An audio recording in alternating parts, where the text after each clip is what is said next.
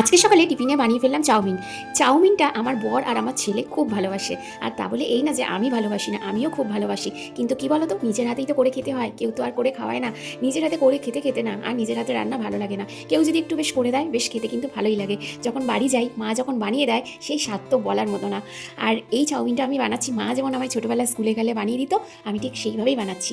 আলু পেঁয়াজ কাঁচা লঙ্কাটা একটু ভেজে নিয়েছিলাম, আর ডিমের ভুজিয়াটা আগে করে তুলে রেখেছিলাম, আর চাউমিনটা আমি সিদ্ধ করে রেখেছিলাম। আর সবই মোটামুটি ভাজা হয়ে গেছে, এখন আমি চাউমিনটা দিয়ে দিচ্ছি। আর ছোটোবেলায় যখন মা স্কুলে গেলে চাউমিন করে দিত না, তখন যে কী খুশি হতাম সে আর বলে বোঝানোর মতো না। মানে বেশি ওই একবারে যে খেয়ে নেবো হালুম হুলুম করে সেইটা না, একটু একটু করে চাউমিনগুলো খাবো। আর মানে সে যে স্বাদ কী, মানে সেটা বলে বোঝানোর মতো না। দেখো, মায়ের হাতের চাউমিন আর কোথায় আমি বানাচ্ছি, মায়ের হাতের মতো স্বাদ কী আর হবে, কখনোই হয় না। তো যাই হোক, ছেলে এখন পড়তে গেছে, ছেলে এলে দেখলে খুবই খুশি হবে যে আমি চাউমিন বানিয়েছি ওর জন্য।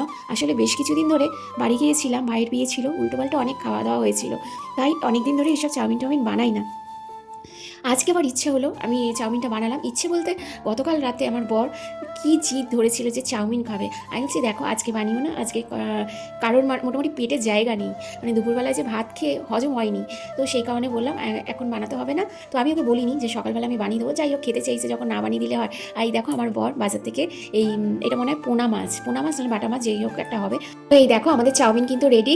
তো কেমন হয়েছে কিন্তু জানিও। আর ওই যে আমার বরমশাই ঘরে বসে আছে, তাকে আগে গিয়ে দিয়ে আসি।